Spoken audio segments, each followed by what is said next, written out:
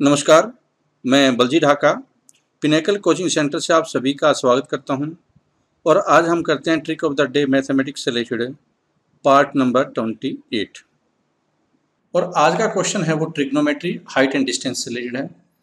Question दिया हुआ है a man standing at a point P is watching the top of A tower which makes an angle of elevation of 30 degree. The man walks some distance towards the tower and then his angle of elevation of the top of the tower is 60 degree. If the height of the tower is 30 meter, then the distance he moves is. Distance जो वो move करेगा वो कितना होगा। Question दिया हुआ है कि ये टावर है, ऐसे अगर ये टावर है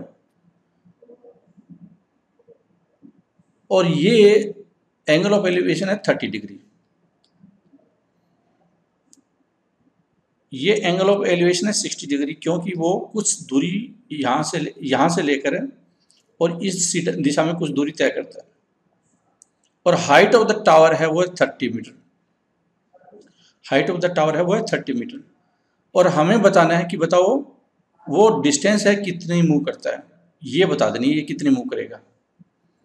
अगर इस तरह का क्वेश्चन आता है, कई बार क्या होगा कि यहाँ पे दिया होगा, ये निकालना होगा, ये दिया मिलेगा आपको कि वो मान लो 130 मीटर है, वो मूव करता है, 30 डिग्री का एंगल है, 60 डिग्री हो जाता है, ये एंगल ये कितना होगा, या ये दिया होता है तो ये कितना होगा। इस तरह की चीज़ें आपको आ सकती है। तो जब ये वाली वैरायटी आती है और कई बार ये जो वैरायटी होती है इसमें क्या होता है कि जैसे 30 डिग्री दिया हुआ है, इसकी जगह यहाँ पे 1/5, 1/6, 1/7 इस फॉर्मेट में भी हो सकता है। जैसे टेंजेंट आ गया या सीकेंट आ गया। सीकेंट है वो आपको दिया हुआ है इतना, वो √147/8 इस तरह से करके कुछ दिया मिलेगा आपको। तो अगर इस फॉर्मेट में कोई क्वेश्चन आए उसके लिए क्या स्ट्रेटजी हो सकती है, क्या हो सकता है, तो मैं उसके लिए रिकमेंड करूँगा और मुझे लगता है कि आपको बहुत सूट करेगी। अगर आपने उसको 1-2 बार इम्प्लीमेंट कर ली तो बहुत आसान हो जाएगा क्वेश्चन, और वो हमेशा के लिए ट्रू है इस तरह के क्वेश्चन में। क्या है वो कि ट्रिक है D = H कोट θ1 और कोट θ2। इसका मतलब समझते हैं पहले θ1 और θ2 का। कोट थीटा की जो हायर वैल्यू होती है और ये लोअर वैल्यू, हायर वैल्यू में ही लोअर वैल्यू माइनस होगी, वो आपको माइनस करनी है। मतलब कि यहाँ पे अगर इसकी बात करूँ इस क्वेश्चन में, D का है, ये D डिस्टेंस वो हमें निकालना है और H क्या है, H ये दिया हुआ है। तो आंसर क्या होगा इसका 30 माइनस, सीधा आंसर हो जाएगा। फिर 30 माइनस कोट थीटा कितना होगा, कोट बड़ी वैल्यू ये होगी और ये कितनी होगी, देखो टेंजेंट 1/√3 होता है, तो ये कोट होगा वो 30 डिग्री, वो √3 होगा, तो √3 माइनस 1/√3 ये आंसर हो गया। अब देखो आंसर इस फॉर्मेट में आमतौर पे मिल नहीं रहा, देखो ये ऑप्शन में मिला नहीं, लेकिन आंसर जरूर है ये। अब इसको आप रेशनलाइज कर सकते हैं, लेकिन वरना वैसे निकाल दिया हमने इस ट्रिक के माध्यम से। ट्रिक क्या है, D = H cot θ1 and cot θ2, और ये हर जगह पर अप्लीकेबल होगी, हर जगह पे अप्लीकेबल होगी जब इस फॉर्मेट में क्वेश्चन पूछा जाएगा, या तो ये पूछा जाए या ये पूछा जाए।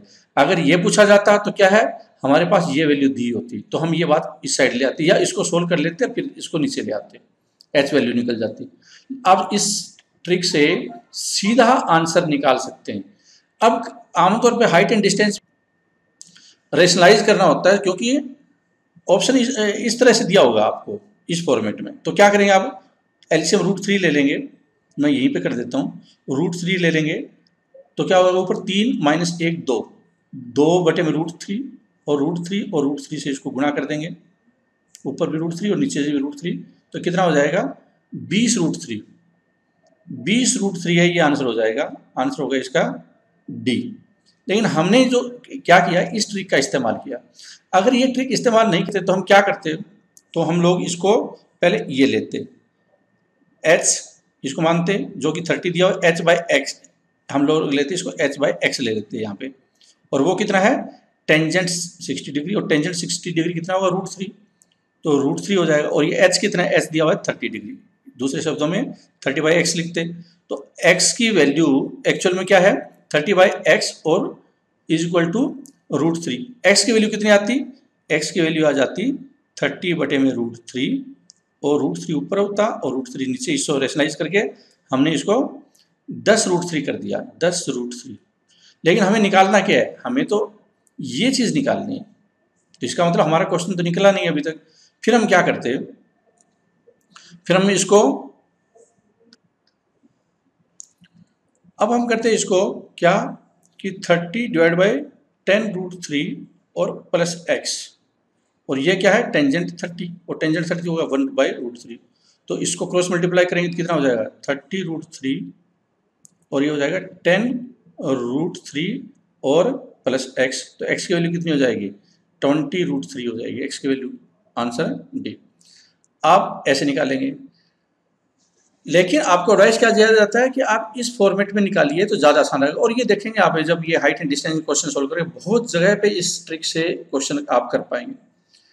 और इसको याद रखने का तरीका क्या है कि आप देखो ABCD जो अल्फाबेटिकल होता है उसमें D पहले आता है, इसलिए इसमें पहले और H और उसके बाद इस तरह से है कि पहले अल्फाबेटिकल में D है, तो इस तरह से याद कर सकते हैं, भूलेंगे नहीं कभी भी कि D पहले आएगा, D यहाँ पे आएगा, H यहाँ पे आएगा।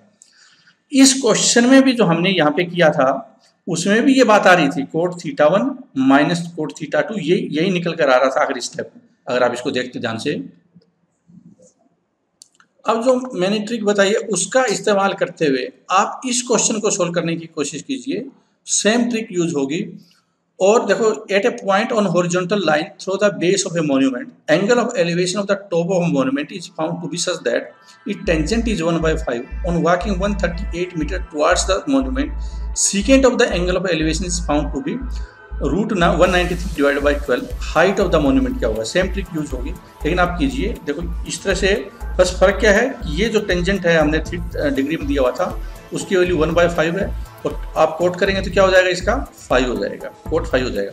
और जो ये दिया है सीकेंट में, पहले इसका टेंजेंट बनाओ, secant square theta minus tangent square theta equal to 1 use करके और फिर कोट में कन्वर्ट कर देंगे। तो आप जब ये ट्रिक यूज करेंगे तो आपको जो मैंने ट्रिक बताई है उसकी सिग्निफिकेंस क्या इंपॉर्टेंस है वो समझ में आएगी कि हाँ ये कहीं ना कहीं आपको काफ़ी ज़्यादा फायदा पहुंचा सकती है पूरी हाइट एंड डिस्टेंस में, तब जाकर आपको वैल्यू एडिशन का पता चलेगा। आप करके देखिए इसको। मैं उम्मीद करता हूँ कि जो ये कॉन्सेप्चुअल अंडरस्टैंडिंग के साथ में आप इस ट्रिक का इस्तेमाल कर रहे हैं ये आपको काफ़ी ज़्यादा फायदा पहुंचा सकती है मैथ में, और इससे आप अपने मैथ को इजी, कॉन्सेप्चुअल और ट्रिकी बना पाएंगे। Thank you very much for watching this presentation. All the best.